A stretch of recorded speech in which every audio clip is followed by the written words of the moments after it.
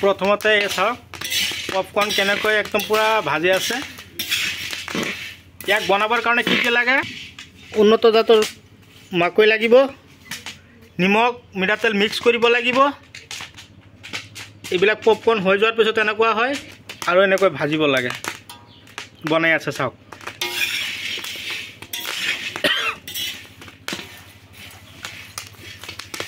লাহে লাহে লাহে লাহে ভৰি গৈ আছে, ডাঙৰ ডাঙৰ হৈ আছে।